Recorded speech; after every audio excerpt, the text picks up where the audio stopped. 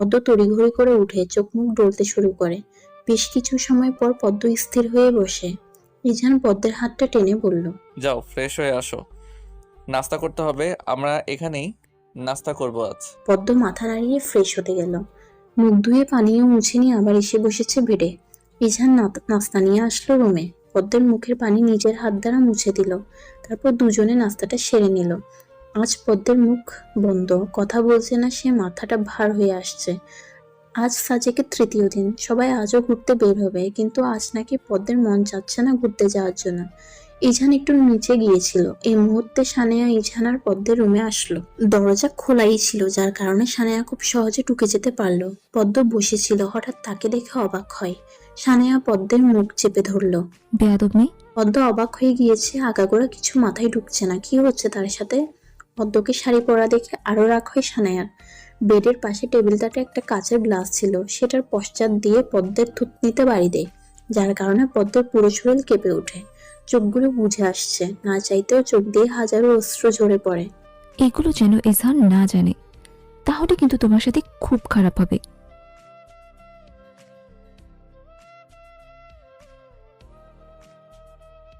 তোমার জন্য এজান আমাকে প্রতিনিয়ত অপমান করেছে, সে আমাকে পাত্তাই দেয়নি। ভুলেও যদি বলেছ এসব, তাহলে তুমি ভাবতেও পারছো না কি হবে তোমার সাথে। ব্যাস এটুকু বলেই সানায়া চলে গেল। এদিকে ব্যথায় পদ্ম কাতরাচ্ছে। দ্রুত ঘটে যাওয়া ঘটনা শ্রবণ করতে তার ভীষণ কষ্ট হলো, পারছে না ব্যথা সহ্য করতে। পদ্ম দু হাত মুখে ধরে কান্না করছে। ইজান আসলো কিছুক্ষণ পর, পদ্মকে রুমে দেখলো না। ওয়াশরুমে পানির আওয়াজ শোনা যাচ্ছে। ইজান টোকা দিল, সাথে সাথে দরজা খুলে পদ্ম বের হলো। ইজান পদ্মকে দেখে থমকে রইল। যে জায়গায় সানায়া গ্লাস দিয়ে বাড়ি মেরেছিল সেই জায়গা কেমন লাল হয়ে আছে। ইজানও বুঝতে পারল না পদ্মের থুতনিতে কি হয়েছে। পদ্ম ইজানকে জড়িয়ে ধরে অজস্র অশ্রু ফেলছে। ইজান বুঝলো না এই ক্ষতটা কিভাবে হয়েছে, আর পদ্মের এভাবে পাগল হয়ে কান্নার কারণ। পদ্ম কান্নারত গলায় বলল, আমাকে এখান থেকে নিয়ে চলুন, আমি এখানে আর থাকবো না। পদ্ম বেঘোরে কান্না করছে। ইজান যেও থামাতে পারছে না। মেয়েটা কাঁদতে কাঁদতে ইজানের বুক ভাসিয়ে দিয়েছে। ইজান পদ্মের এসব পাগলামোর মানে বুঝছে না, যেন তার প্রিয় জিনিস হারিয়ে গিয়েছে, তাই সেজন্য সে কান্না করছে। ইজান পদ্মের মাথায় হাত বুলাতে লাগলো। আর কতক্ষণ এভাবে ধরে কাঁদবে। অবশেষে পদ্ম নিচ থেকে ইজানকে ছেড়ে দিল। ইজান পদ্মের চুলে হাত দিয়ে বলল, কেন কেঁদেছ? পদ্মের আবার সেসব কথা মনে পড়ে গেল, আবারও টুকরে কেঁদে উঠল। ইজান শান্ত কণ্ঠে বলল, আবার কাঁদছো কেন? এখন বাসায় যাবেন? এখানে থাকলে কি সমস্যা? পদ্ম অসহায় দৃষ্টিতে ইজানের দিকে তাকিয়ে বলল, প্লিজ বাসায় নিয়ে চলুন না। ইজান পদ্মের থুতনিতে হাত দিল, সাথে সাথে পদ্ম ব্যথায় উফ করে উঠল। এখানে কি হয়েছে? এমন লাল হয়ে আছে কেন? পদ্ম ঘাবড়ে গেল। কিছু হয়নি, আমি ব্যথা পেয়েছি। ইজান বিশ্বাস করল না। কিভাবে ব্যথা পেয়েছো? ইজানের কথায় পদ্ম আমতা আমতা করে বলল। এত কথা জিজ্ঞেস করছেন কেন? ইজান পদ্মের গালে হাত দিয়ে বলল, মিথ্যে কথা বলতে পারো না জানি, তাও কেন বলার চেষ্টা করছো? কি হয়েছে সত্যি করে বলো। ইজানের কথা শুনে পদ্মের মনে হলো ইজান হালকার উপর ঝাপসা হুমকি দিয়েছে। কিছু হয়নি বললাম তো। ইজান ইচ্ছে করে পদ্মের সেই আঘাতপ্রাপ্ত স্থানে ব্যথা দিল। বলতে বলেছি বলো, না হলে তুমি আমার সবচেয়ে খারাপ রূপ দেখবে। পদ্ম ব্যথায় মুখ খিচে রইল একদম। এই ইজানের কি মায়া দয়া নেই? চোখ দিয়ে কয়েক ফোঁটা পানি পড়ে গেল। বলছি। ইজান বেডে বেশ আরাম আয়েশ করে বসলো। বলো। পদ্ম ভয়ে ভয়ে মুখ খুলছে তো আবার খুলছে না, এই অবস্থা। তার ভয় লাগছে, যদি ইজান ওই মেয়েকে ধরে সে যদি আবারও পদ্মের সাথে এমন করে। পদ্মকে চুপ থাকতে দেখে ইজান জোরে সোরে ধমক দিল। অভদ্রতা বেশি হচ্ছে বোধহয়। পদ্ম ঈষৎ কেঁপে উঠল। বলছি। আমি যদি উঠি তাহলে খারাপ হয়ে যাবে খুব। পদ্মের মুখ মলিন হয়ে গিয়েছে। ওই দিন আপনার পাশে একটা মেয়ে বসতে চেয়েছিল না? আর প্রথম আমি যখন আপনার বাসায় গেলাম তখন একটা মেয়ে এসেছিল, আমি আসলে নামটা জানি না। ইজান বুঝলো পদ্ম সানেয়ার কথা বলছে। হ্যাঁ, কি হয়েছে? ও কিছু বলেছে তোমাকে? পদ্মের চোখ আবার পানি চলে আসলো।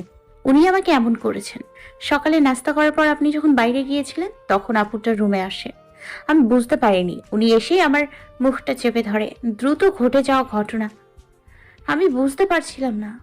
তারপর আপুটা কাচের গ্লাস দিয়ে আমাকে আঘাত করে। আমি তো কিছুই বুঝলাম না কেন উনি এমন করছেন। তারপর আবার কি কি যেন বললেন আমার জন্য নাকি আপনি আপুকে পাত্তা দেননি। আবার এটাও বলেছেন আমি যেন আপনাকে কিছু না বলি। এরপর উনি চলে যায়। আপনি দয়া করে ওনাকে কিছু বলবেন না। আমাকে আপনি আমাদের গ্রামে দিয়ে আসুন, ওখানে আমি খুব ভালো থাকবো। বলে পদ্ম কাঁদতে শুরু করলো। ইছানের চোয়াল শক্ত হয়ে এলো। এই সানায়াকে আজ মেরেই ফেলবে, তার উপর রাগ পদ্মের উপর ঢালবে কেন? ইছান নিজের রাগ কন্ট্রোল করতে পারছে না, দ্রুত পায়ে রুম ত্যাগ করলো। আসার সময় রুমের দরজা লক করে দিয়েছে যেন পদ্ম বেরোতে না পারে।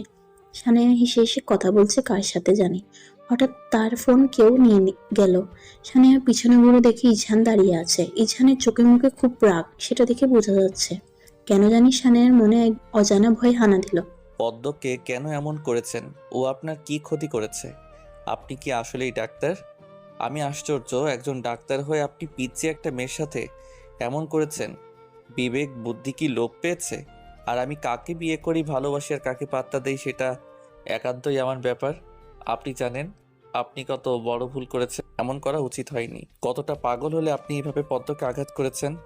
প্রতিবন্ধী নাকি আপনি? সানায়ার রাগে শরীর জ্বলে উঠল। ইছানের কলার চেপে বলল, আমি কি কম সুন্দর নাকি? কেন তুমি ওই মেয়েকে বিয়ে করেছো? প্রতিনিয়ত তুমি আমাকে অপমান করেছো। আমি কি বেশি কিছু চেয়েছি? আমি তো ওর আগে তোমায় ভালোবাসতাম। এত অপমানের পরও তো তোমার কাছে ছুটে গিয়েছে জান। আচ্ছা, এমন করে হয় না?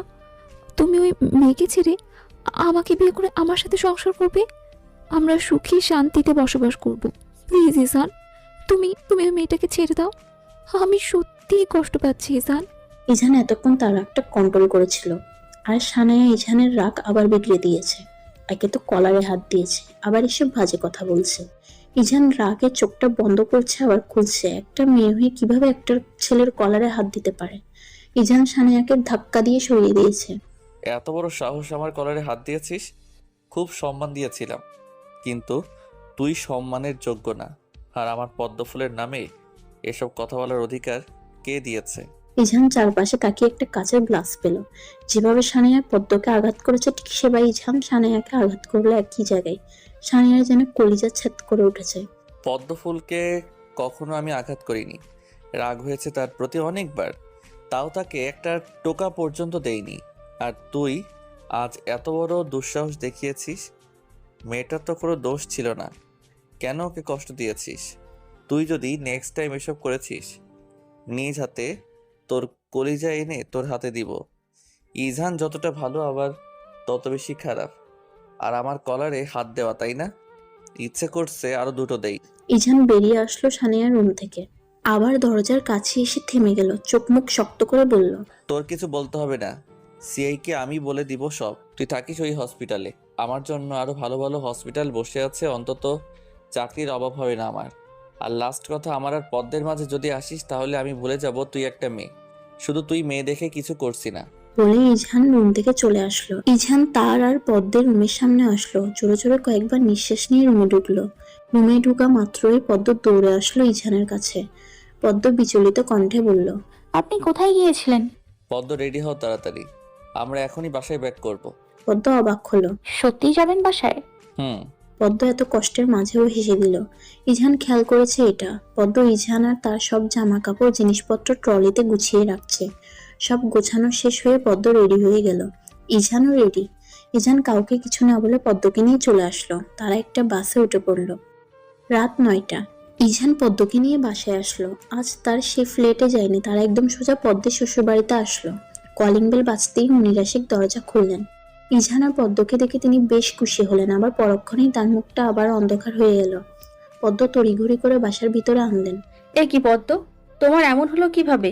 পদ্ম নিশ্চুপ। ইছান পদ্মের দিকে তাকালো। পদ্ম কিছু বলছে না। কোনো উত্তর না পেয়ে মুনির আশিক এবার ইছানকে বলল, কি রে ইজান, কি হয়েছে ওর ওইখানে? এক মিনিট, তুই কিছু করিসনি তো? ইছান যেন হঠাৎ করে আসমান থেকে পড়ল। ও আবার কি করেছে? এই তার মা তাকে কখনো বিশ্বাস করে না, আরো পারে উল্টোপাল্টা দোষ তার ঘাড়ে চাপিয়ে দিতে। আশ্চর্য মা, আমি ওকে কি করব? ও হাঁটতে গিয়ে পড়ে গিয়েছে পাহাড়ি রাস্তাতে। ইছান উপরে চলে গেল ট্রলি নিয়ে। পদ্মের গালে হাত দিয়ে মুনির আশিক বললেন, দেখেছো কেমন হয়ে গিয়েছে তোমার থুতনিটা? দেখে হাঁটবে না? হঠাৎ ড্রয়িং রুমে একজন মহিলা এসে বললেন, মুনিরা, কে এসেছে? পদ্ম ঠিক চিনল না মহিলাকে। মুনির আশিক পদ্মের হাত ধরে টেনে ওই মহিলার সামনে নিয়ে গেলেন। মুনির আশিক বললেন, ইজানের ফুপি উনি। পদ্ম মুচকি হেসে ওনাকে সালাম করতে গেল, কিন্তু উনি তৎক্ষণাৎ পদ্মকে জড়িয়ে ধরে বলল, আরে আরে, সালাম করছো কেন? মুনিরা শেখ পদ্মের খাদে হাত দিয়ে বলল। ও তোমার ভাইয়ের পুত্রবধূ। মহিলা পদ্মকে জড়িয়ে ধরা অবস্থায় বলল। ও আমার ইজানের বউ। পদ্ম মাথা তুলে তাকালো ওনার দিকে। মুনিরা শেখ পদ্মের উদ্দেশ্যে বললেন। ওনার নাম হায়াত শেখ, তোমারও ফুপ্পি হবে, বুঝেছো? পদ্ম মাথা নাড়ালো। হায়াত শেখ ও পদ্মের থুতনি ধরে বলল। কি গো, তোমার এখানে এমন লাল হয়ে আছে কেন? পদ্মের খারাপ লাগছে, আবার লজ্জা লাগছে। আজ যদি এটা না থাকতো তাহলে তো এমন প্রশ্ন কেউ করতো না। পদ্ম মনমরা হয়ে রইল। মুনিরা শেখ বললেন। ও ব্যথা পেয়েছে আপা।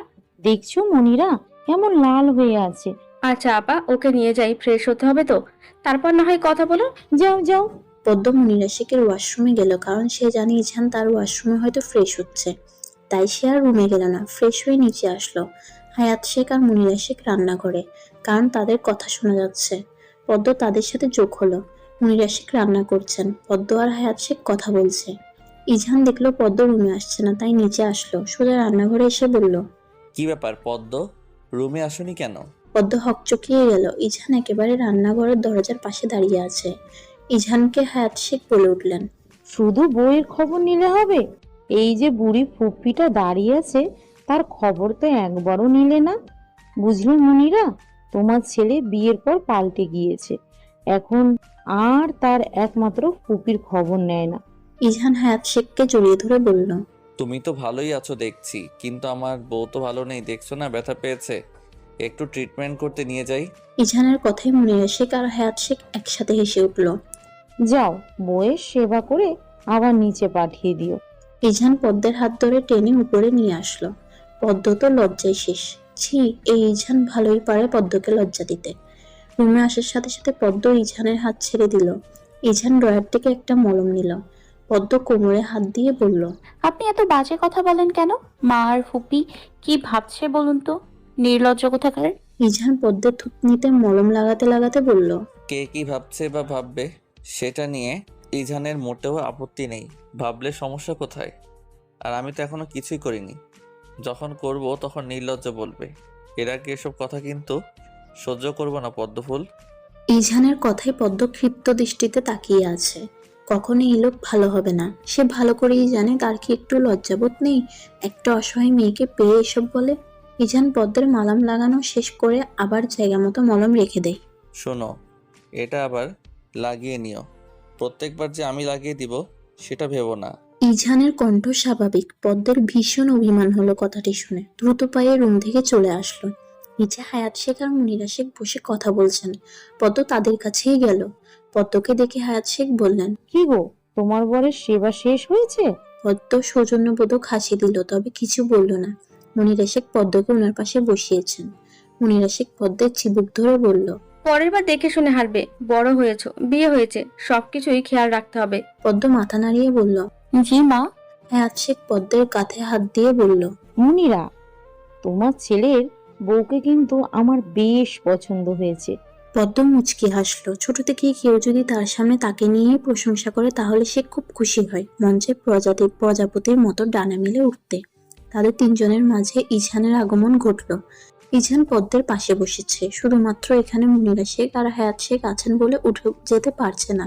তা না হলে তার শাশুড়ি শত প্রশ্ন করবেন। ইচ্ছে করছে উঠে যেতে, পরিস্থিতি এমন যে সে উঠতে পারছে না। হায়াত শেখ ইছানের উদ্দেশ্যে বললেন। ইজান কি তোমার ওই ফ্ল্যাটে থাকো? ইছানের কোনো হেলদোল নেই। সোফায় একেবারে আধশোয়া হয়ে বসেছে। থাকি, তবে অন্য কোথাও চাকরি নিলে হসপিটাল থেকে কাছে হলে থাকবো, না হলে এখানে পদ্মকে রেখে যাব, আমি আলাদা থাকবো।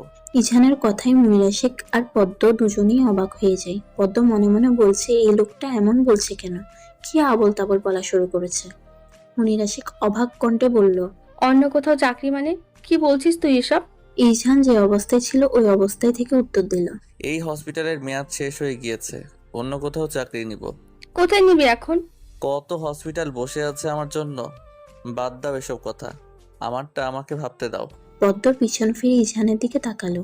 ইছান তার দিকেই তাকিয়ে আছে। ইছানের দৃষ্টি যেন খুব গভীর। তৎক্ষণাৎ পদ্ম আবার সামনে ফিরে গেল। মুনিরা শেখ অসহায় কণ্ঠে বলল। তোকে নিয়ে আমি আর পারি না। কেন যে হুটহাট সিদ্ধান্ত নিস? আমি শুধু তোর ভালো চাই। ইছান পদ্মের দিকে তাকিয়ে বলল। ভালো যে বউ বিয়ে করিয়েছ। সবাই একদম পদ্মের দিকেই তাকালো, যা দেখে পদ্মের খুব অস্বস্তি লাগা শুরু করলো। মাথাটা নিচু করে ফেলল। হায়াত শেখ বললেন, এরকম সুন্দরী বউ বিয়ে করলে তো ভালো থাকার কথা। এই জন্যই তো ভালো আছি। হঠাৎ কলিং বেল বেজে উঠল। মুনিরা শেখ উঠে তাড়াতাড়ি দরজা খুললেন। হুমায়ুন শেখ এসেছেন। পদ্ম হুমায়ুন শেখের সাথে বেশ কিছুক্ষণ কথা বলল।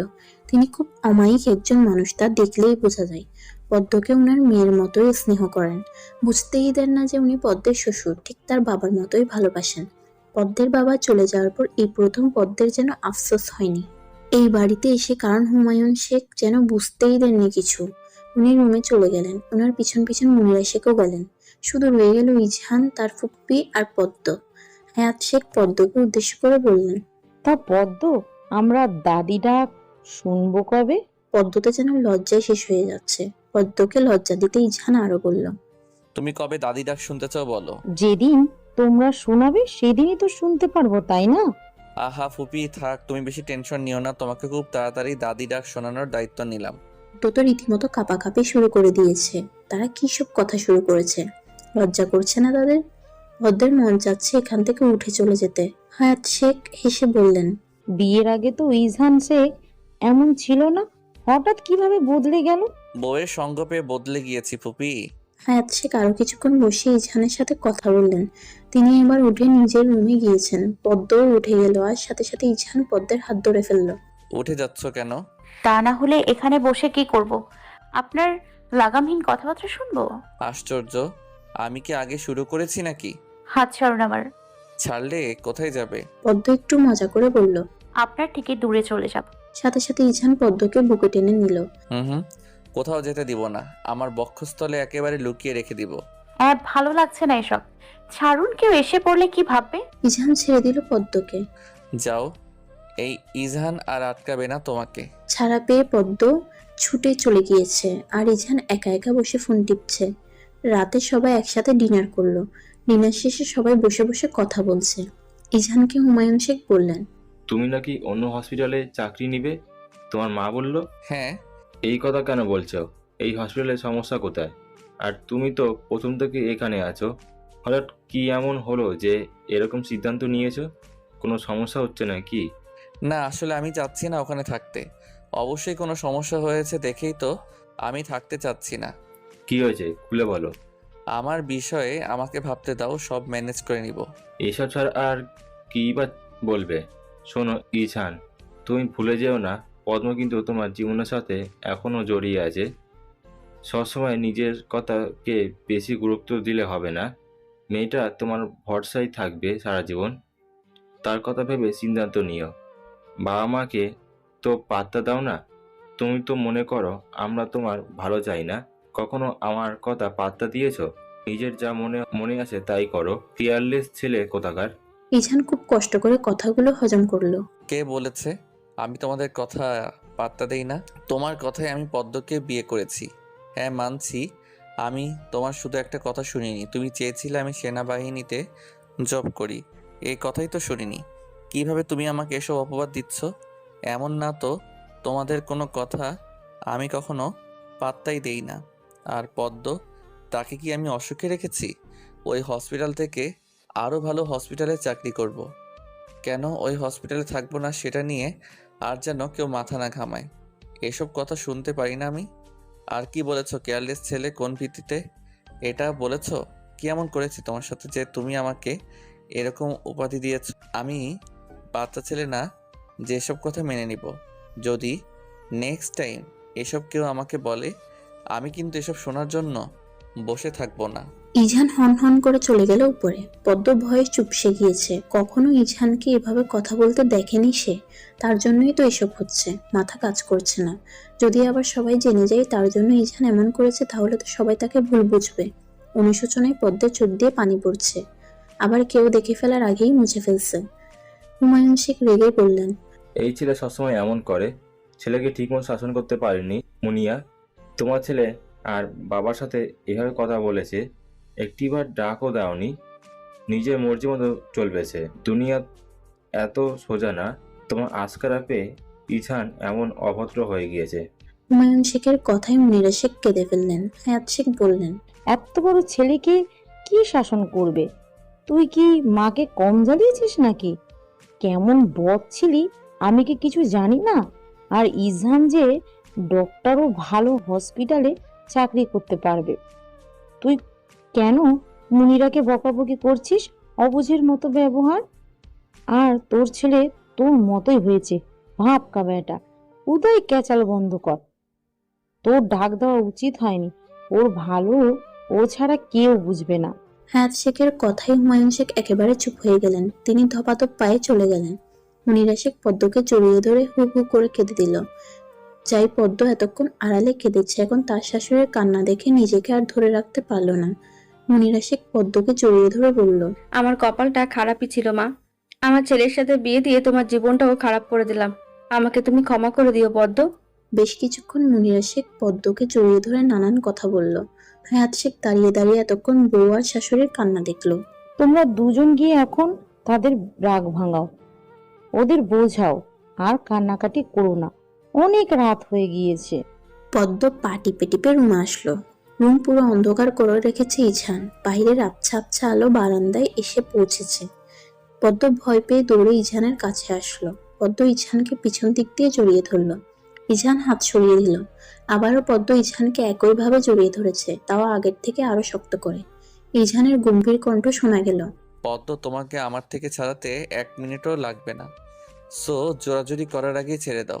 পদ্ম মোলায়েম কণ্ঠে বলল। ডাক্তার সাহেব এত রাগ করছেন কেন? ভালোবাসি তো। ইছান আর ছাড়ানোর চেষ্টা করলো না। এভাবেই কিছু সময় দুজন দাঁড়িয়ে থাকলো। পদ্ম ইছানকে ছেড়ে সামনে দাঁড় করালো। পদ্ম ইছানের চুলগুলো ঠিক করে দিতে দিতে বলল, সব সময় রাগ করলে হয় না, অনেক সময় কিছু কথা শুনে থাকতে হয়। বড়রা কখনো খারাপের জন্য বলেন না, আর বাবারা তো একদমই না। এভাবে হুটহাট মেজাজ গরম করা উচিত নয়। ইছান চোখ ছোট ছোট করে পদ্মকে দেখলো। কিভাবে পদ্ম ছেলে মানুষই ছেড়ে একদম একজন প্রাপ্তবয়স্ক ব্যক্তিদের মতো কথা বলছে। ইছান পদ্মকে টেনে এনে দেয়ালের পাশে দাঁড় করালো। যদিও সে ব্যথা পেয়েছে, তাও টু শব্দ পর্যন্ত করেনি। মুখ খিচে রইল। ইছান পদ্মের পাশে দেয়ালে হাত রেখে বলল। তারপর? পদ্ম ঘাবড়ে গেল। তারপর আর কি? আর বলবেন না ম্যাডাম, আপনার কথা বলা শেষ। পদ্ম আমতা আমতা করে বলল। ঘুমাবো, চলুন না।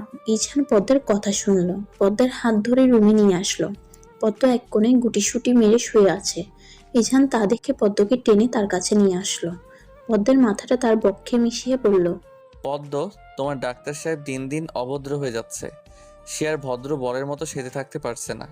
মনে খুব প্রেমের পিপাসা পেয়েছে পদ্মফুল। কেন এমন হচ্ছে বলো তো? পদ্ম ইছানের কথা শুনছে। কিছুক্ষণ আগে যে ঝামেলাটা হয়েছে তা যেন ইছানের মনেই নেই। বোঝাই যাচ্ছে না একটু আগে শেখ বাড়ির উপর যুদ্ধ বয়ে গিয়েছিল। পদ্মের খুব হাসি পাচ্ছে। শুয়ে শুয়ে ইছানের কথা শুনছে আর হাসছে। রুমটা অন্ধকার, তাই পদ্মের হাসি ইছান দেখছে না। পদ্ম কথা বলছে না দেখে ইছান পদ্মকে ছেড়ে দিয়ে বলল, কথা বলছো না কেন? কি বলবো? ওয়েট ওয়েট, তুমি কি হাসছো? পদ্মের চোখগুলো আচমকা বড় হয়ে গেল। সাথে সাথে হাসি বন্ধ হয়ে গেল তার। কোথায়? কখন? না তো, আমি একটু হাসিনি। তাই হাসোনি? না। তাহলে লাইট অন করে দেখি। আরে তার দরকার নেই। হ্যাঁ, আমি একটু হেসেছিলাম। দেখেছো ইজান, তোমার হাসি অন্ধকারেও অনুভব করতে পারে। পদ্ম এসব কথা না শোনার জন্য বলল, আচ্ছা, আপনি কেন ওই হসপিটালে আর চাকরি করবেন না? আমার জন্য কি? জি, সেই জন্যই করব না। আচ্ছা, আমি বলি কি, আপনি ওই হসপিটালে চাকরিটা করুন। এভাবে তো হয় না। ইছান পদ্মকে পুরো কথা শেষ করতে দিল না, তার আগেই চুপ করিয়ে দিল। তোমার কোনো রকম কথা এই বিষয়ে শুনতে চাই না। যখন তুমি আমার জীবনে ছিলে না, আমার সব সিদ্ধান্ত আমি একাই নিয়েছি। যদি আমার সাথে ঝামেলা না করতে চাও তাহলে আর কথা বলবে না এগুলো নিয়ে। পদ্ম একেবারে চুপসে গেল। এত তেরা সে কখনো দেখেনি। ইছান অন্যদিকে ফিরে শুয়ে পড়ল। পদ্ম পিছন থেকে জড়িয়ে ধরেছে। ইছান নিজেও ধরলো, আবার কিছু বলল না। সকাল 9টা। ইছানের ঘুম ভেঙেছে। ঘুম থেকে উঠে পদ্মকে পাশে পেল না সে। ভালো করেই জানে পদ্ম এখন থাকবে না। নিশ্চয় নিচে মুনিরা শেখ আর হায়াত শেখের কাছে গিয়েছে। ইছান উঠে ফ্রেশ হতে চলে গেল। তারপর চশমা পরে ফিটফাট হয়ে নিচে নেমেছে। পদ্ম মুনিরা শেখের সাথে নাস্তা বানাচ্ছে, আর ইছান তার ফুপ্পির সাথে কথা বলছে বসে বসে। মুনিরা শেখ পদ্মকে বলেছে ইছানের জন্য নাস্তাটা নিয়ে যেতে। পদ্ম তাই করলো। ইছানের নাস্তাটা টেবিলে রেখে আসলো। খেতে আসুন। ইছান উঠে নাস্তা করতে গেল। পদ্মর সাথে দাঁড়িয়ে আছে। ইছান পদ্মের হাত ধরে বলল। তুমি নাস্তা করেছো? পদ্ম মাথা নাড়িয়ে বলল, হ্যাঁ, করেছি। ইছান পরোটা মুখে নিয়ে বলল। আমাকে ছাড়া খেয়ে নিলে? পদ্ম ইছানের দিকে অসহায় দৃষ্টিতে তাকিয়ে বলল, মা আর ফুপি জোর করেছিল। আচ্ছা, সমস্যা নেই। ইজহান নাস্তা শেষ করে উঠে চলে গেল উপরে। পদ্ম রান্নাঘরে মুনিরা শেখ আর হায়াত শেখের কাছে দাঁড়িয়ে আছে। সে আর উপরে যায়নি, নিচেই তাদের সাথে দাঁড়িয়েছিল। ঘড়িতে 12টা বাজে। ইজহান তাকালো ঘড়িতে। পদ্ম এখনো পর্যন্ত রুমে আসেনি। ইজহানের খুব রাগ হলো, পদ্ম একবারও রুমে আসলো না। অবশেষে দীর্ঘ সময়ের পর পদ্ম রুমে আসলো। ইজহান ফোনে কথা বলছে। পদ্ম তাড়াতাড়ি ওয়াশরুমে ঢুকলো, একেবারে গোসল করে বের হলো। ইজহান বারান্দায় দাঁড়িয়ে আছে গ্রিল ধরে, যেন দেখে মনে হচ্ছে কত কষ্টে আছে। পদ্ম পিছন থেকে ইজহানকে দেখছে। গালে সেই দাঁড়িয়ে আর চশমা ছাড়া আর কিছুই দেখা যাচ্ছে না। রুমা আয়নার সামনে দাঁড়িয়ে পদ্ম চুলগুলো তোয়ালে থেকে খুলে দিল। ইজহান পদ্মের পাশাপাশি এসে দাঁড়িয়েছে। পদ্ম সোজাসুজি ইজহানের দিকে না তাকিয়ে আয়নায় দেখছে। ইজহান পদ্মের ভিজা চুলে হাত দিয়ে বলল, এত তাড়াতাড়ি গোসল করেছো কেন? এমনি করে ফেলেছি। রুমে আসেনি কেন একবারও? পদ্ম ইজহানের দিকে তাকিয়ে বলল। আসলে কি হতো? ইজহান মজা নিতে বলল, আদর দিতাম। সারাদিন এগুলোই ভাবেন তাই না? না, তোমাকে যখন দেখি তখনই ভাবি, বুঝেছো সুন্দরী? একবার ম্যাডাম, একবার পদ্মফুল, আর একবার সুন্দরী। এত নামে ডাকেন কেন? ভালোবেসে ডাকি। তুমি তো ছোট মানুষ, তাই বোঝো না আমার ভালোবাসা। ভালোবাসার কথা শুনেই পদ্ম হেসে দিল। তাই কতটুকু ভালোবাসেন? ভালোবাসা পরিমাপ করা যায় না, আমি চাইও না পরিমাপ করতে। পদ্ম হেসে দিল। পদ্ম, তোমার ভেজা চুলে একটা চুমু দেই। পদ্ম মনে মনে বলল, সবই তো করে আমার অনুমতিও নেই। পদ্ম কিছু বলছে না। পদ্ম বুঝে ওঠার আগেই পদ্মকে টেনে তার ভেজা চুলে একটা চুমু এঁকে দিল ইজহান। এখন তো অনুমতি নিচ্ছি, পরে এটাও নেব না। পদ্ম দৌড়ে নিচে চলে আসলো। লোকটার সামনে 1 মিনিটও থাকা যায় না। কিছু না কিছু বলে তাকে লজ্জা দিবেই ইজহান। দিন দিন বয়স হচ্ছে আর নির্লজ্জ হচ্ছে। বিকেল 5টা। ইজহানের হসপিটালের সিআই রাশেদুল ইসলাম এসেছে শেখ বিলাই। তিনি বসে চা খাচ্ছেন, কিন্তু ইজহান এখনো আসছে না। হুমায়ুন শেখ তার পাশে সোফায় বসেছেন। যখন থেকে রাশেদুল ইসলাম জেনেছে ইজহান কাউকে কিছু না বলে তার স্ত্রীকে নিয়ে সাজেক থেকে চলে এসেছে, তখন থেকেই তিনি ভেবে রেখেছেন ইজহানের সাথে সরাসরি কথা বলবে। কখনো ইজহান এমনটা করেনি। তিনি ভাবতেই পারছেন না যে ইজহান তাকে কিছু না জানিয়ে সেখান থেকে চলে এসেছে। মূলত তিনি ইজহানকে খুব ভালো জানেন, দেখেই আজ শেখ বিলাই এসেছেন। হয়তো কোনো ঝামেলা হয়েছে। হসপিটালের 3জন ডাক্তারকে দিয়ে রাশেদুল ইসলাম কল দিয়েছিল ইজহানকে, কিন্তু সে ধরেনি। বুঝেছে কিছু একটা হয়েছে, কারণ ইজহান কখনো এমনটা করেনি। যতবার হসপিটাল থেকে ঘুরতে যেত, সে কোনো সমস্যা হলে সর্বপ্রথম রাশেদুল ইসলামকে জানাতো। ইজহানের এমন কাণ্ডে রাশেদুল ইসলাম অবাক প্রায়। মুনিরা শেখ পদ্মকে উপরে পাঠিয়েছেন ইজহানকে নিচে নিয়ে আসার জন্য। যেহেতু ইজহান ঘুমোচ্ছে, তাই পদ্ম ইজহানকে ডাকতে গিয়েছে। পদ্ম ইজহানের হাত নাড়িয়ে বলল, শুনছেন? ইজহানের দিক থেকে কোনো সাড়া শব্দ নেই। পদ্ম আবারও ডাকলো ইজহানকে। ইজহান হকচকিয়ে উঠে বসে পড়েছে। আসলে আপনার হসপিটালের সিআই এসছেন। ইজহান চুলে হাত দিল। আমার চশমা দাও। পদ্ম তড়িঘড়ি করে চশমা দিল ইজহানের। ইজহান নিচে যাওয়ার আগে পদ্ম তাকে উদ্দেশ্য করে বলছে, উনি যদি চান আপনি হসপিটালে ফিরে যান, তাহলে তাই করবেন। না হলে আমি কিন্তু গ্রামে চলে যাব। ইজহান চোখ মুখ শক্ত করে বলল। এর উত্তর আমি পরে এসে দিব। ইজহান নিচে এসে বসে আছে। রাশেদুল ইসলাম ইজহানকে এই পর্যন্ত 3বার জিজ্ঞেস করেছে কেন সে কাউকে কিছু না বলে চলে এসেছে। তিনি ইজহানের কাছ থেকে উত্তরের অপেক্ষায় বসেছিল, কিন্তু প্রতিবারই ফলাফল শূন্য হয়ে এসেছে। ইজহান কিছু বলছে না। ইজহান কিছু না বলার কারণ হচ্ছে এখানে হুমায়ুন শেখ বসে আছেন। তার বাবার সামনে এই কথা কোনোভাবেই বলা যাবে না। রাশেদুল ইসলাম আবারও বলল, দেখো ইজহান, আমি তোমাকে সবার থেকে আলাদা ভাবি। সবকিছুতেই তোমাকে আমি গুরুত্ব দেই বেশি। এই পর্যন্ত তোমাকে কয়েকবার জিজ্ঞেস করেছি কেন এভাবে না বলে চলে এসেছো, কিন্তু তুমি কোনো কিছুই বলছো না। এসব তোমার থেকে আশা করতে পারছি না ইজহান। ইজহান উঠে দাঁড়ালো। স্যার, আমি আপনার সাথে পার্সোনাল ভাবে কথা বলতে চাই। আমার রুমে আসলে ভালো হয়। রাশেদুল ইসলাম ইজহানের সাথে তার রুমে গেল। স্যার, আপনার হসপিটালের সিনিয়র ডক্টর সানায়া শাহরিনের ব্যবহারে আমি খুবই লজ্জিত। রাশেদুল ইসলাম অবাক হলেন, কারণ ওনার জানা মতে ইজহান আর সানাইয়ের মধ্যে খুব ভালো একটা সম্পর্ক ছিল। মানে বুঝছি না ইজহান, খুলে বলো সব। আসলে স্যার, সানায়া ম্যাম আমাকে পছন্দ করত। তার পছন্দের আকার ভিন্ন ছিল। আশা করি বুঝবেন কিসের কথা বলছি। আমার বিয়ে হয়েছে উনি সেটা জানেন, তারপরেও তিনি মেনে নিতে পারছেন না। আমি মিথ্যে বলবো না, আমি ওনাকে অপমান করেছি। প্রত্যেক পদে পদে তাকে বুঝিয়েছি আপনাকে মেনে নিতে হবে, আমি বিবাহিত। হসপিটালে থাকাকালীন সময়ে তিনি ব্রেক টাইমে আমার সাথে এসে এসব কথাই বলতেন। একটা মেয়ের সাথে আমি কিভাবে কথা বলি বা ঠিক তাদের কি নজরে দেখি সেটা আপনি ভালো জানেন স্যার। উনি আমার স্ত্রীর সঙ্গে সবচেয়ে নিকৃষ্ট ব্যবহারটা করেছেন। কাচের গ্লাস দিয়ে পদ্মকে আঘাত করে। শুধুমাত্র আমি বিয়ে করেছি বলে, এটা মেনে নিতে পারেননি বলেই এত বাজেভাবে পদ্মকে আঘাত করে। একজন সিনিয়র ডক্টর হিসেবে কিভাবে কাজটা করতে পারেন? হয়তো ভবিষ্যতে দেখা যাবে উনি আপনার হসপিটালের কোনো পেশেন্টকে মেরে ফেলেছেন। এটাও সত্য যে আমি ওনাকে আঘাত করি ঠিক একইভাবে। চাইলে অনেক কিছু করতে পারতাম, তবে আমার মান সম্মান আছে। আমি মেয়েদের সম্মান করি বলেই আমি শুধু ওনাকে বোঝাতে চেয়েছিলাম কাউকে ব্যথা দেওয়ার আগে ভেবেচিন্তে দেওয়া উচিত। আমার মনে হয় ওনার জ্ঞান বুদ্ধি সব টাটা বাই বাই করে চলে গিয়েছে। ওনার তো প্রাপ্তবয়স হয়েছে, ওনাকে এসব কাজকর্মে মানায় না। স্যার, এখন যদি আপনার মনে হয় আপনি আমাকে আপনার হসপিটালে রাখবেন না, তাহলে আমার কোনো রকম অভিযোগ নেই। তবে এই আবদার করতে পারবেন না যে আমিও ওইখানে থাকবো, আবার সানায়া ম্যামও ওইখানে থাকবে। এটা হলে আমি আগেই দুঃখিত। রাশিদুল ইসলামের যেন সানাইয়ের প্রতি এক সমুদ্র পরিমাণ ঘৃণা জন্মেছে। তিনি ভাবতেও পারেননি যে সানাই এমন একটা কাজ করবে। এরকম ডক্টর থাকার থেকে না থাকা ভালো। আমি বরাবরের মতো চাই তুমি থাকো আমার হসপিটালে, আশা করি না করবে না। ইছান রাশিদুল ইসলামের দিকে তাকিয়ে বলল, তাহলে সানায়া ম্যাম? ওর মতন ডক্টর হসপিটালে থাকলে আমার মান সম্মান যাবে। কাল থেকে যেন তোমাকে আমার হসপিটালে দেখি। ইছান হেসে বলল। জি স্যার। রাশিদুল ইসলাম চলে গেলেন। পদ্মের এতক্ষণ মন উসখুস করছিল কখন রুমে যাবে আর ইছানের থেকে শুনবে কি হয়েছে। রাশিদুল ইসলাম যাওয়ার পরপরই ইছান রুমে এসেছে, তার পিছন পিছন পদ্মও দৌড়ে চলে এসেছে। পদ্ম উপরে দৌড়ে এসে হাঁপিয়ে গিয়েছে, বুকে হাত দিয়ে জোরে জোরে শ্বাস নিচ্ছে। ইছান পদ্মকে এই অবস্থায় দেখে অস্থির হয়ে বলল, কি হয়েছে পদ্ম? খারাপ লাগছে তোমার? এভাবে হাঁপাচ্ছ কেন? পদ্ম কিছুক্ষণ পর স্বাভাবিক হলো। ইছানের হাত ধরে বলল, উনি যে এসছেন কি বলেছে? কাল থেকে ওই হসপিটালেই যাব। কিন্তু তুমি এভাবে হাঁপাচ্ছিলে কেন? দৌড়ে এসেছি সেজন্য।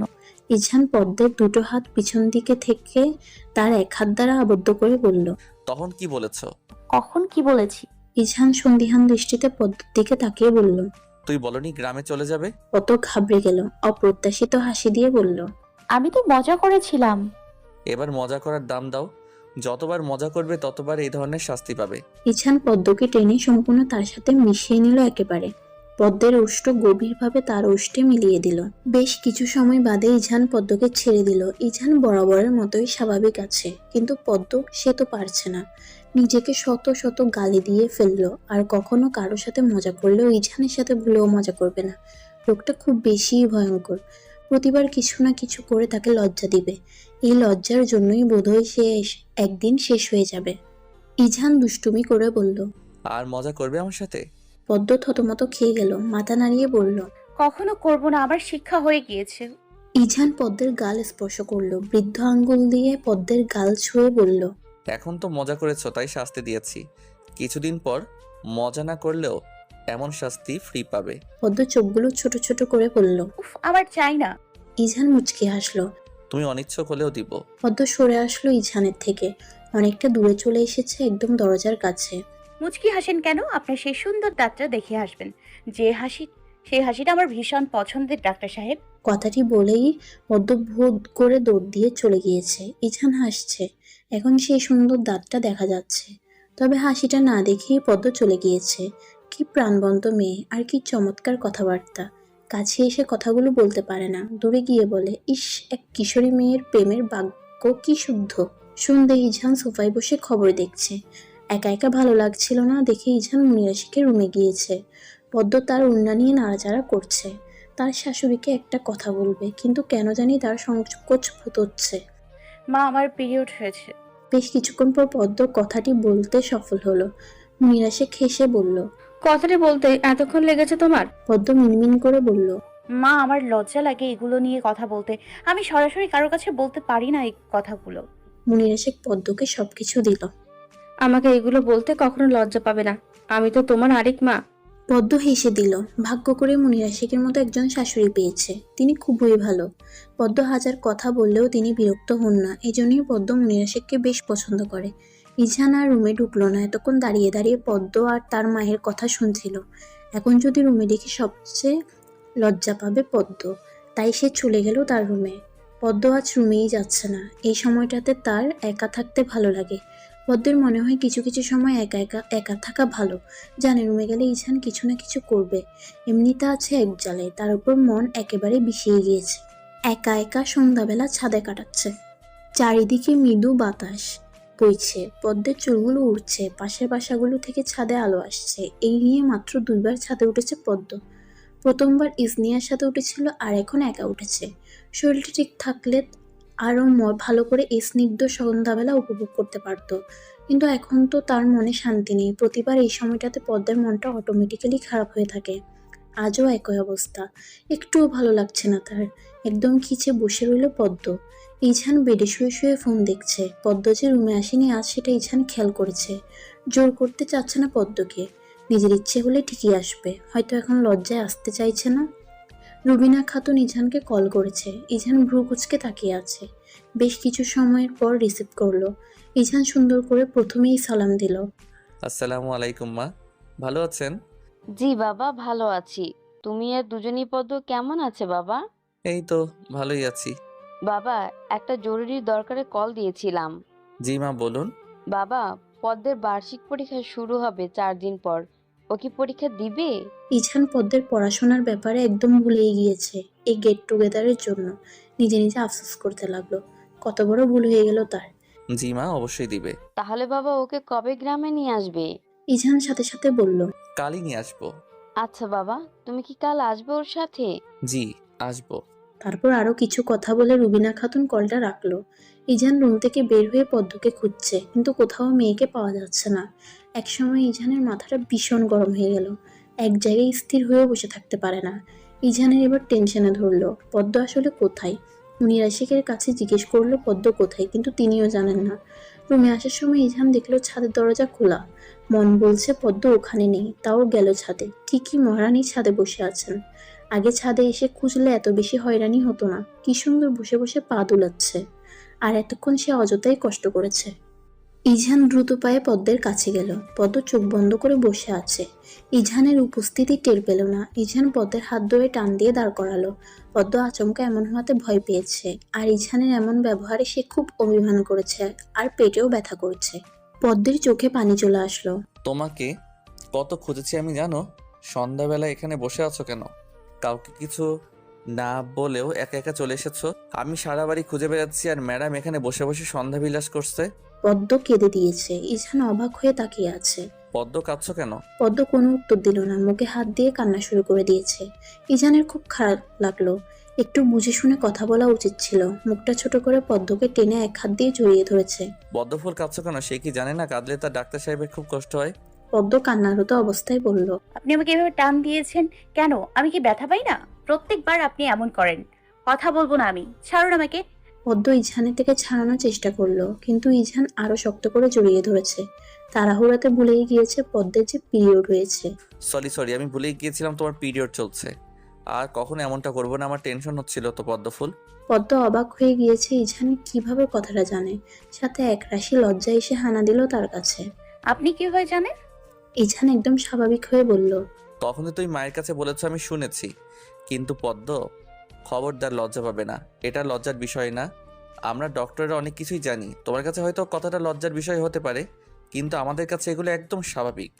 যেহেতু তোমার ডাক্তার সাহেব একজন মেডিসিন বিশেষজ্ঞ, সো তার এগুলো অনেক মেয়ে মানুষের থেকে শোনা লাগে। আমাদের ডক্টরদের জন্য এগুলো নর্মাল। আর এটার মানে হচ্ছে তুমি একদম সুস্থ আছো। বোকামি আর ভাবতে হবে না এটা নিয়ে। পদ্ম একটু নর্মাল হলো। ইঝান তো ঠিকই বলেছে। পদ্ম আর লজ্জা পেল না। জড়িয়ে ধরা অবস্থায় মাথা তুলে ইঝানের দিকে তাকালো। কেন খুঁজেছিলেন আমায়? পদ্মের চোখের কোণায় পানি আটকে ছিল। ইঝান তার দুটো হাত দিয়ে পদ্মের চোখের পানিগুলো মুছে দিল। তোমার মা কল দিয়েছিল, 4 দিন পর এক্সাম শুরু। কাল তোমাকে গ্রামে যেতে হবে। পদ্মের বুকটা ধক করে উঠল। কাল আবার ইঝান হসপিটালে যাবে, আর কালই তাকে গ্রামে ফিরতে হবে। মনটা মানতে রাজি হচ্ছে না। আর বিয়ের পর এই প্রথম ইঝানকে ছাড়া থাকবে। বাড়ি যেতে ইচ্ছা করছে না। এখন তো আরো কান্না পাচ্ছে। পদ্ম পরপর ঢোক গিলল, কান্না যেন না আসে সেজন্য। কালই কেন যাব? পরশুদিনও তো যেতে পারি। ইঝান পদ্মের দিকে তাকালো। পরশুদিন গেলে এক্সামের সময় আরো ঘনিয়ে আসবে, আর কাল গেলে মোটামুটি কিছু পড়তে পারবে। এখানে তো আর পড়াও হয় না, আবার তোমার বইগুলোও নেই। তাই আমি সিদ্ধান্ত নিয়েছি কাল গ্রামে যাবে তুমি। আসলে কাল তো আপনি হসপিটালে যাবেন, পরশুদিন গেলে হয় না? না ম্যাডাম, কালই যেতে হবে। প্লিজ। ইঝান পদ্মকে থামিয়ে দিল। কোনো রকম এক্সকিউজ শুনতে চাচ্ছি না আমি। কাল মানে কাল। পদ্ম ইঝানকে খুব শক্ত করে ধরে কেঁদে দিল। ইঝান বুঝলো না কেন কাঁদছে। ইঝান নরম কণ্ঠে বলল, কি হয়েছে তোমার? বেশি ব্যথা পেয়েছিলে যখন টান দিয়েছিলাম? পদ্ম মাথা নাড়ালো, তার মানে সে কাঁদছে অন্য কারণে। ইঝান আবারও বলল। তাহলে কেন কাঁদছো? তুমি কি এক্সামকে ভয় পাও? পদ্ম কোনো উত্তর দিল না। যতবারই মনে পড়ে ইঝানকে ছেড়ে তাকে গ্রামে যেতে হবে, ততবারই চোখ ভরে পানি উপচে পড়ে। ভালো লাগে না তো তাকে ছাড়া। এই কথা কিভাবে বোঝাবে তার ডাক্তার সাহেবকে? আচ্ছা, পদ্ম তো হাসলে তিনি বুঝে যান, তাহলে এই কথা বুঝছে না কেন? নাকি বুঝেও না বুঝার মতো রয়েছে? ইঝান এখন বিরক্ত হলো। অকারণে কান্না করার কোনো মানেই হয় না। হয়েছে, অনেক কেঁদে ফেলেছো। যতবারই কাঁদো আমার জামা কাপড় একদম ভিজিয়ে ফেলো। কোনো কারণ ছাড়া আমাকে জড়িয়ে ধরে আমাকে বুকে এসে কান্না করা যাবে না। আপনি তো প্রথমে আপনার কাছে টেনে নিয়েছেন, এখন এমনটা বলছেন কেন? আরেকটু কাঁদি। ইজান খেয়াল করেছে পদ্ম নাক টানছে আর চোখ দিয়ে ক্রমাগত পানি পড়ছে। মেয়েটা যে কেঁদে একেবারে লাল হয়ে গেল, সেটা কি মনে আছে তার? টমেটোর মতো লাগছে একদম। না, আর একটু কাঁদা যাবে না। কাঁদলে অন্য কোথাও কাঁদো, আমার কাছে এসব চলবে না। পদ্মের আরো ঠেলে কান্না আসলো। মানুষটা ভীষণ স্বার্থপর। তার মনের কষ্টগুলো এখন অনুভব করতে পারছে না কেন? খুব তো তখন পটু পটু কথা বলতে পারে, আবার তার বুকে কান্নাও করা যাবে না। পদ্ম ইছানকে আবারও জড়িয়ে ধরলো। আমি আপনাকে ছাড়া থাকতে পারবো না ডাক্তার সাহেব। আমার মন বসবে না ওখানে। বিয়ের পর একদিনও থাকিনি, কাল থেকে থাকবো কিভাবে? আপনি নাকি আমার হাসি অন্ধকারে অনুভব করতে পারেন। আজ যে আমার কষ্ট হচ্ছে সেটা কেন বুঝতে পারছেন না, অনুভব করতে পারছেন না? ভালো লাগবে না তো আপনাকে ছাড়া থাকতে। আপনি ছাড়া আপনার পদ্ম ফুল একেবারেই শূন্য। আর আমি 100 বার আপনাকে জড়িয়ে ধরে আপনার বুকে কাঁদবো, কারণ আপনি একান্তই আমার ব্যক্তিগত মানুষ। ইঝান বিস্মিত হয়ে আছে। এসব কথা কি পদ্ম বলছে? মেয়েটা যে তাকে অজান্তেই ভালোবেসে ফেলেছে, এটা কি সে জানে? ইস, আগে এমনটা হবে জানলে এই ট্রিক্স আরো আগে কাজে লাগাতো। ইঝান ঠোঁট কামড়ে হাসছে পদ্মের কাহিনী দেখে। সকাল 10টা। ইঝান পদ্মকে নিয়ে গ্রামের উদ্দেশ্যে বেরিয়ে পড়েছে। সবার কাছ থেকে বিদায় নেওয়ার সময় পদ্মের খুব কান্না পেয়েছিল, তাও নিজের মনটাকে শক্ত রেখে বাসা থেকে বের হয়েছিল। গাড়িতে উঠেই মনটা হু হু করে উঠলো। 14 দিন যেন 1 বছরের মতো লাগবে তার কাছে। বিয়ের প্রথম প্রথম গ্রামে যেতে খুব ইচ্ছে করেছিল, এখন ঢাকা শহরে থাকতে মন চাচ্ছে। ইজান নিজেই ড্রাইভ করছে। পাশের সিটে পদ্ম মন খারাপ করে বাহিরে তাকিয়ে আছে। যতবার মনে পড়ছে ইজানকে ছাড়া তার থাকতে হবে, ততবার যেন মনটা ভেঙে যাচ্ছে তার। অসহ্য ব্যথা একদম। মাঝে মাঝে পদ্ম ইজানের দিকেও তাকাচ্ছে। লোকটা একদম শান্তভাবে গাড়ি চালাচ্ছে। পদ্ম নীরবতা ভেঙে ইজানকে বলল। আমি যে চলে যাচ্ছি আপনার কষ্ট হচ্ছে না? ইজানের দৃষ্টি সামনের দিকে, পদ্মের দিকে একবারও তাকালো না। না, কেন কষ্ট হবে? তুমি তো এক্সাম দিতে যাচ্ছ, শেষ হলেই আবার চলে আসবে। পদ্মের মনটা আবারও ভেঙে গেল। জানি তো কষ্ট হচ্ছে না, আপনার মনে তো আর আমি নেই যে আমার জন্য কেন কষ্ট হবে। কষ্ট তো হবে অন্য মেয়ের জন্য। ইজান গাড়িটা থামালো, অবাক চোখে পদ্মের দিকে তাকিয়ে। ইদানিং তার ব্যবহারগুলোর সাথে অপরিচিত সে। গ্রামে যাচ্ছে এই শোকে বোধহয় পাগল হয়ে গিয়েছে। ইজান পদ্মের দিকে অনেকটা ঝুঁকে গেল, যা দেখে পদ্ম ঘাবড়ে গিয়েছে। কি বললে তুমি? পদ্ম থতমত খেয়ে গেল। না না, কিছু বলিনি। আপনি গাড়ি চালানো বন্ধ করলেন কেন? ইজান হেসে দিল, তাও আবার সেই সুন্দর হাসিটা। উফ পদ্ম, তুই আজ শেষ হবি এই হাসি দেখে। ইজান আবার ঠিকঠাক মতো বসলো। পদ্ম বুকে হাত দিয়ে নিঃশ্বাস নিচ্ছে। হুটহাট এমন হওয়াতে ঘাবড়ে গেল অনেকটা। ইজান হেসে বলল। যাকে রেখে আসতে যাচ্ছি তার জন্যই তো কষ্ট হচ্ছে, কিন্তু আমি কষ্ট পাচ্ছি এটা দেখতে তো আর ম্যাডাম যেতে চাইবে না। পড়াশোনার বিষয়ে এত ভালোবাসা দেখাই না। পদ্ম মুখটা বাঁকালো। ভেবেছিল ইজান দেখেনি, কিন্তু ইজান ঠিকই দেখে নিয়েছে, আর জানেও পদ্ম কেন এমন করেছে। মুখ বাঁকিয়ে লাভ নেই, যদি এমন করো ইজান কিন্তু তোমাকে আর গ্রাম থেকে আনবে না। পদ্ম তেরা ভাবে উত্তর দিল। আমি নিজেই চলে আসব। যদি একা না আসতে পারি তাহলে মা আর পুষ্পকে নিয়ে সোজা আপনার বাসায় চলে যাব। ইজান পদ্মকে রাগানোর জন্য বলল। তুমি গ্রাম থেকে এসে দেখবে তোমার সতীন অলরেডি তোমার বরের সাথে সংসার করছে। তুমি কি আসলেই বুঝছো না আমি কেন তোমাকে ওখানে এত তাড়াতাড়ি রেখে আসছি? আমি তো আরেকটা বিয়ে করছি। তোমার দাওয়াত রইলো, অবশ্যই তোমার বরের বিয়েতে আসবে। আমি আর তোমার সতীন খুবই খুশি হব। পদ্ম যেন তেলে বেগুনে জ্বলে উঠল। ইজানের কথাটা খুবই বাজে ছিল। এক বউ থাকতেও আবার বিয়ে করার কথা বলছে। পদ্ম কেঁদে ফেলল। আপনি খুব খারাপ। আমি আপনার সাথে থাকবো না। এতদিন তাহলে আপনি আমার সাথে অভিনয় করেছেন। আমি তো জানি আপনার আমাকে ভালো লাগে না, কারণ আমি গ্রামের মেয়ে। আপনার চোখে তো শহরে মেয়েদেরকেই ভালো লাগে। আমাকে কেন লাগবে? দরকার নেই আমাকে গ্রামে দিয়ে আসার। এখানেই নামিয়ে দিন, আমি একাই চলে যেতে পারবো। ইজান ভেবেছে পদ্ম রাগ করে কথা শোনাবে, কিন্তু তিনি তো একেবারে কেঁদেই দিল। ইজান পদ্মকে টেনে তার বুকের সাথে মিশিয়ে নিল। পদ্মফুল, আমার চোখে তুমি সবসময় সুন্দর। আমি তোমার সাথে কোনো অভিনয় করি, তবে এটা ঠিক বিয়েতে আমার মত ছিল না, আমার মা জোর করেছিল। এই যে তোমাকে আদর দেই, ভালোবাসি, এগুলো আমি মন থেকেই দেই। বিয়ের পরের দিন থেকে আমি তোমাকে মেনে নিয়েছি। প্রথমে মানতে পারছিলাম না, এখন তুমি গ্রামে যাচ্ছ, আমি সহ্য করতে পারছি না। ইজান শেখের জীবনে প্রথম নারী তুমি, যার প্রতি সে এতটা দুর্বল, যাকে না দেখে ইজান তার সকালটা শুরু করতে পারে না, যার কষ্ট হলে সে নিজেও কষ্ট পায়, যার প্রতি ইজানের বুক ভরা ভালোবাসা রয়েছে, সেই মেয়েটি তুমি পদ্মফুল। তুমি নিতান্তই ভাগ্যবতী মেয়ে। ইজানের কথা শুনে পদ্ম কষ্টের মাঝেও হাসলো। আপনি অনেক ভাগ্য করে আমার মতো বউ পেয়েছেন, এই কথাও কিন্তু ভুলে যাবেন না। ইজান হেসে দিল। হুম, একটু ভুলবো না। পদ্ম ইছানের বুকে একটা সুন্দর করে চুমু এঁকে দিল, তারপর গভীরভাবে ইছানকে জড়িয়ে ধরলো। ইছানও এক হাত দিয়ে জড়িয়ে ধরেছে, আরও এক হাত দিয়ে ড্রাইভ করছে। দেখতে দেখতে পদ্ম আর ইছান গ্রামে ঢুকলো। পদ্ম ঘুমিয়ে আছে, সে যে গ্রামে চলে এসেছে তার কোনো খেয়ালই নেই। ইছান পদ্মের বাসার জন্য এক গাদা জিনিসপত্র কিনেছে, সাথে অনেক বাজারও করেছে। আসার সময় মনিরা শেখ বলে দিয়েছিল ও যেন বাজার করে নিয়ে যায়, আর নতুন বর বিয়ের পর প্রথমবার মেয়ের বাড়িতে গেলে বাজার করতে হয়। আর ইজানও তাই করলো। তার মা যা যা বলে দিয়েছে সে সবকিছুই নিয়েছে, কিন্তু আফসোসের বিষয় হচ্ছে পদ্ম এগুলো কিছুই দেখতে পারলো না, সে তখন ঘুমেছিল। ইজান পদটা ভুলে গিয়েছে, তাই ইচ্ছা না থাকা সত্ত্বেও পদ্মকে জাগালো। ইজান পদ্মকে ডেকেই যাচ্ছে, কিন্তু পদ্ম ঘুম থেকে উঠছে না। এবার ইজান পদ্মের মুখে পানি ছিটালো, সাথে সাথে পদ্ম হড়বড় করে চোখ খুললো। উঠেছো তুমি? আমি কতক্ষণ ধরে ডাকছিলাম তোমায়। পদ্ম চোখ পিটপিট করে ইজানের দিকে তাকালো। কি হয়েছে? ইজান ভ্রু কুঁচকে তাকিয়ে আছে পদ্মের দিকে। তোমার গ্রামে ঢুকেছি, কিন্তু পথটা ভুলে গিয়েছি, চিনতে পারছি না ঠিক। পদ্মের মনে হলো সে ঘুমিয়েই ভালো ছিল, এখন আবার মনটা খারাপ করে দিল লোকটা। পদ্ম ঢোক গিলল। আচ্ছা আপনি গাড়ি চালান, আমি বলছি। পদ্ম বলছে আর ইজান সেই মোতাবেক গাড়ি চালাচ্ছে। মাঝে মাঝে বলতে গিয়ে তার কান্না চলে আসছে, তবুও সে মনটা একদম ঠিক রেখে ইজানকে বলল।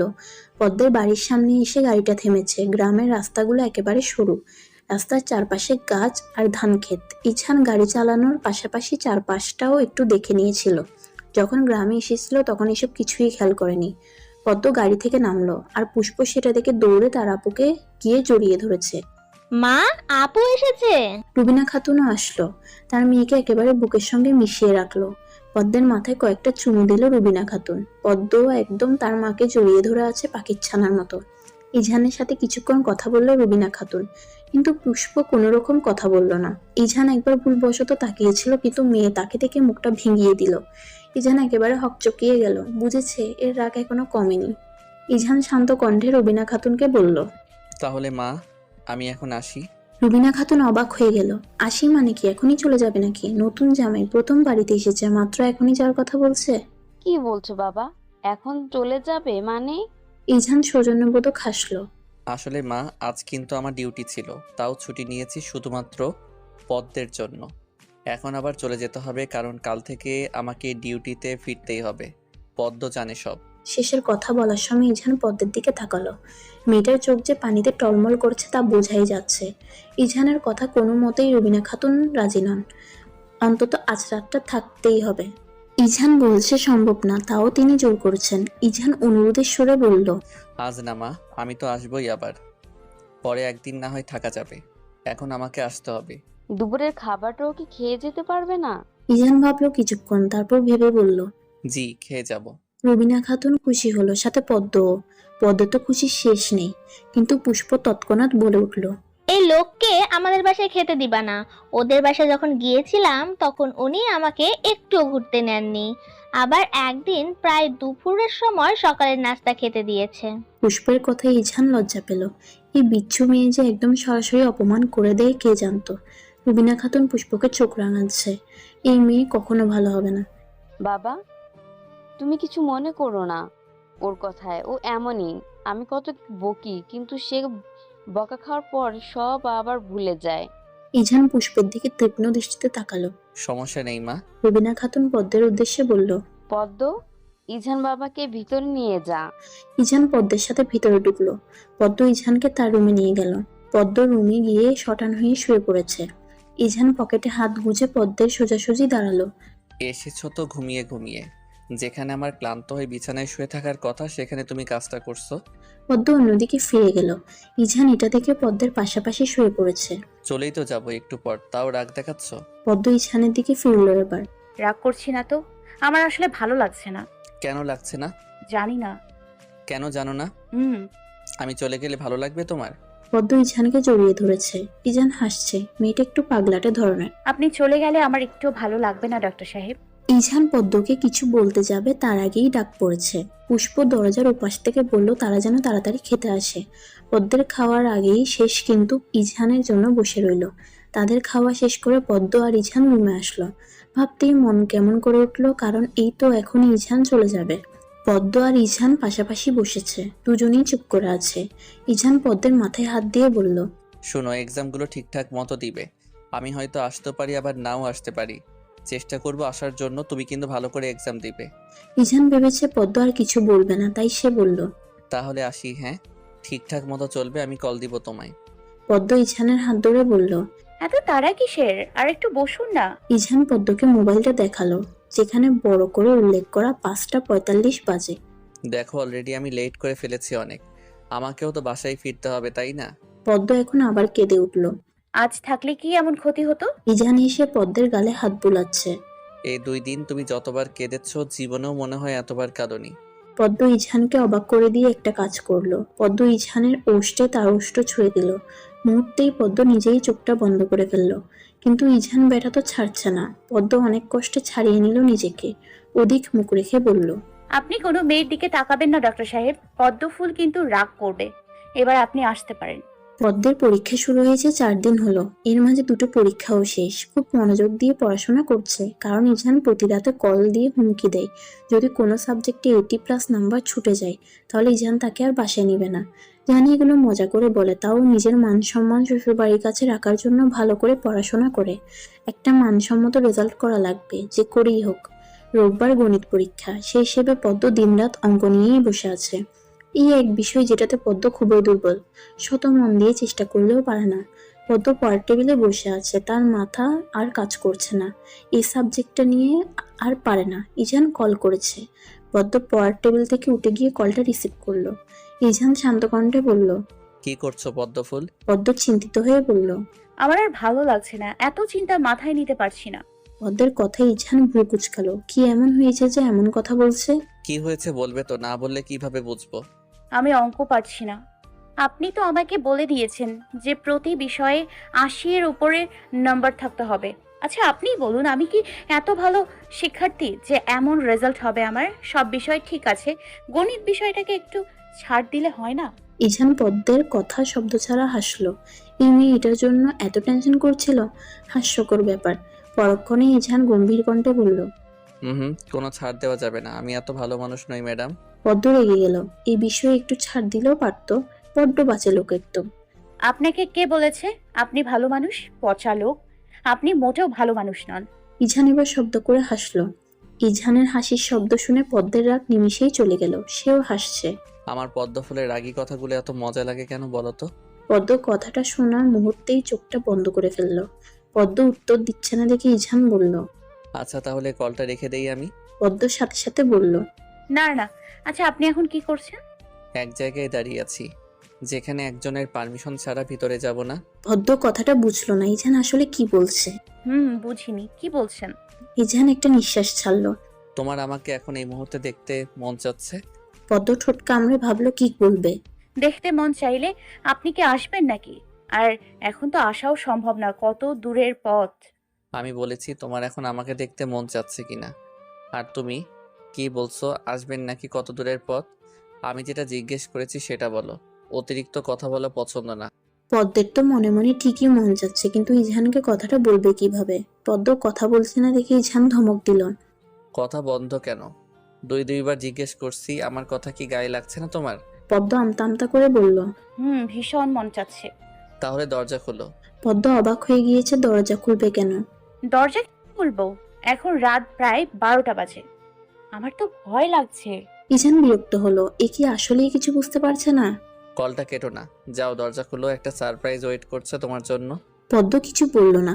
ইছানের কথা মতো কলটাও কাটলো না। আস্তে আস্তে গিয়ে দরজা খুলছে। যদিও ভয় কাজ করছে, কারণ এত রাতে দরজা খুলবে। কাউকে ভয় না পেলেও ভূতকে তো ভয় পাই। যদি হঠাৎ দরজা খুলতেই সামনে এসে পড়ে। ঠিক এই কথাগুলো মনে করে পদ্মের পা চলছে আবার চলছে না। পদ্ম আল্লাহ আল্লাহ করতে করতে গিয়ে দরজা খুলছে। পদ্ম দরজা খুলে 404 ভোল্টেজের শক খেলো। এদিকে ইছান দাঁত দেখিয়ে হেসে দাঁড়িয়ে আছে। পদ্ম অবাক হয়ে পিছনে ফিরল, ভেবেছে এটা মিথ্যা। আবার ইছানের দিকে ফিরে তাকালো।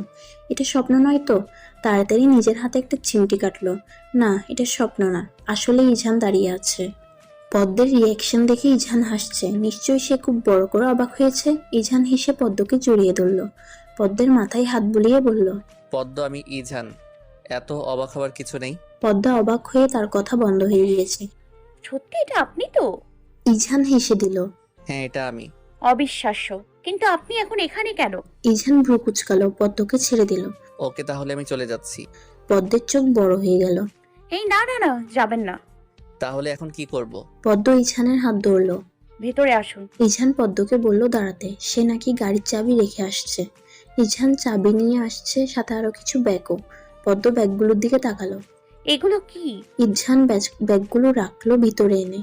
তোমার যে ডেঞ্জারাস বোন আছে বাবারে, সে জানি কখন আবার কি বলে অপমান করে ফেলে। তার কথাগুলো খুবই জঘন্য। দুলাভাই হিসেবে একদিনও ভালো কথা বলেনি, এমনি দেখা হলে অপমান করে। এখন যদি জানে খালি হাতে শ্বশুর বাড়িতে এসেছি, আমার ইজ্জত পানি পানি করে দিবে। পদ্ম হেসে দিল ইছানের কথা শুনে। এই দু মানুষের কখনো মিল হয়নি। ভবিষ্যতে হবে কিনা সন্দেহ আছে। আচ্ছা, এগুলো এখানে থাকুক, আপনি ভেতরে যান, আমি আসছি। কোথায় যাবে? শুনো, কাউকে এখন বলার দরকার নেই, সবাই ঘুমে আছে। যদি বলেছো তো তাহলে আমি চলে যাব, কিন্তু আচ্ছা বলবো না, কিন্তু আপনি কি কিছু খাবেন না? আমি খেয়ে এসেছি, রুমে চলো এখন। পদ্ম ইছানের সাথে রুমে আসলো। ইছান ওয়াশরুমে গেল ফ্রেশ হতে। এই ফাঁকে পদ্ম ইছানের জন্য 1 কাপ চা বানিয়ে নিয়ে আসলো। বলেছে খেয়ে আসছে, তাই বলে এখন কি তাকে কিছু খেতে দিবে না নাকি? এজন্য চা বানিয়ে আনলো।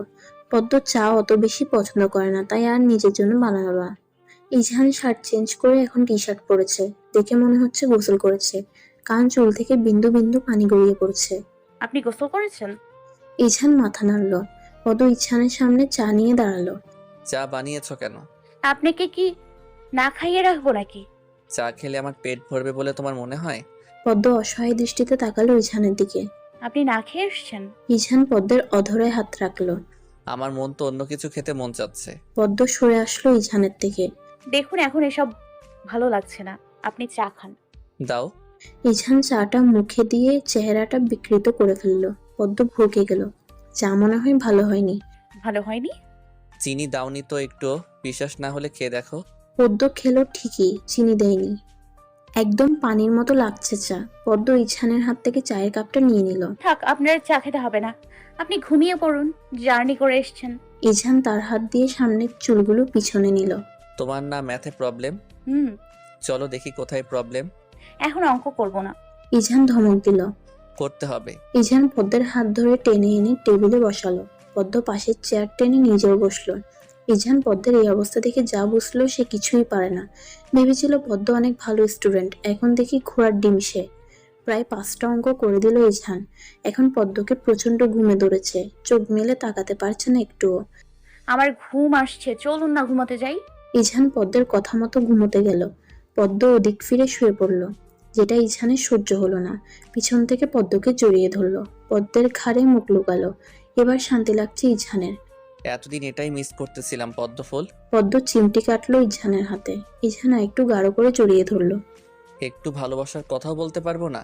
সকাল 5টা। পদ্ম তাড়াতাড়ি উঠে পড়লো, কারণ তার মাকে বলতে হবে ইছান এসেছে, তার জন্য নাস্তা বানানো লাগবে। এখন যদি না বলে তাহলে তার মা তাকে ইচ্ছে মতো বকবে। পদ্ম আস্তে করে ইছানের হাত একপাশে রাখলো, হাত দিয়ে চুলে খোপা করে দরজা খুলে বেরিয়ে এলো। রুবিনা খাতুন খুব রাগ করলেন, কারণ কেন তাকে কিছু বলা হয়নি। আরও ইছানও কিছু খায়নি শুনে তিনি পদ্মকে 1000টা বকা দিলেন। রুবিনা খাতুন এখন ইছানের জন্য নাস্তা বানাচ্ছে। পদ্ম তার মায়ের পাশে বসে আছে। 9টা। পদ্ম ইছানকে ঘুম থেকে উঠানোর জন্য রুমে আসলো। ইছান আগেই উঠে বসে আছে, ফোন নিয়ে ঘাটাঘাটি করছে। পদ্ম ঠিক ইছানের সোজাসুজি দাঁড়ালো। ফ্রেশ হয়েছেন? তুমি কোথায় ছিলে এতক্ষণ? ঘুম থেকে উঠে পাইনি কেন তোমায়? আমি মায়ের কাছে গিয়েছিলাম, মা খুব বকেছে, কেন জানাইনি। আচ্ছা খেতে আসুন এখন। আগে তো স্পেশাল কিছু পাই তারপর খাবো। স্পেশাল কিছু কি আবার? উফ, তুমি এত বোকা কেন পদ্মফুল? আমার মনের ভাষা বুঝতে পারো না? কেন তুমি বড় হলে না? ইঝান পদ্মকে টেনে তার কোলে বসালো। পদ্ম হকচকিয়ে গেল। পদ্মের গালে সুন্দর করে চুমু বসিয়ে দিল ইঝান। পদ্ম ইঝানের হাত খামচে ধরল। তাদের এই মুহূর্তে পুষ্পের আগমন ঘটল। আপু, মা ডাকছে। দুর্ভাগ্যবশত পুষ্প দেখে ফেলল। সাথে সাথে পুষ্প ওদিক ফিরে গেল। ছি ছি, কি দেখে ফেললাম? পদ্ম জোর করে ইঝানের থেকে নিজেকে ছাড়িয়ে নিয়েছে। এমনটা না হলেও পারত। এখন পুষ্পের সামনে মুখ দেখাবে কি করে?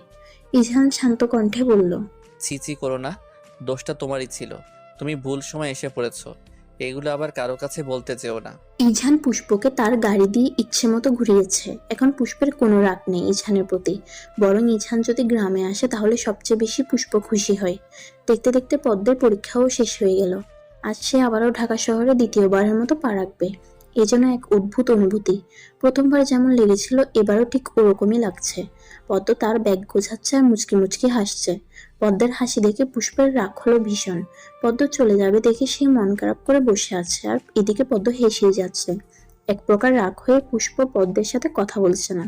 রুবিনা খাতুনেরও মনটা খারাপ হয়ে আছে। তার মেয়ে এতদিন ছিল, আজ চলে যাবে। পদ্ম এবারও গ্রাম থেকে আসার সময় কান্না করেছে, যেটা দেখে ইছান খুব বিরক্ত হয়েছে। এখনো গাড়িতে বসে ক্রমাগত চোখের পানি ফেলছে। তোমার আসল সমস্যা কি বলো তো? পদ্ম ইছানের দিকে তাকালো। কোন সমস্যার কথা বলছেন? এই যে তুমি গ্রামে যাওয়ার সময় কাঁদো, আবার আসার সময়ও ঠিক একই কাজ করো, সেটাই জিজ্ঞেস করছি। তোমার সমস্যাটা আসলে কোন জায়গায়? পদ্ম মুখ ফিরিয়ে নিল। সমস্যা মানে কি সে জানে না। গ্রাম থেকে চলে আসার পর যে তার কষ্ট হচ্ছে, সবসময় উল্টোপাল্টা কথা শুধু। কথা বলছো না কেন? কি বলবো আমি? যদি বলতেই না পারো তাহলে কাঁদবে না। মেয়ে মানুষ যে এত কাঁদতে পারে তোমাকে না দেখলে জানতামই না। যদি আর একবার কাঁদো তাহলে তোমাকে এখানেই রেখে আমি চলে যাব।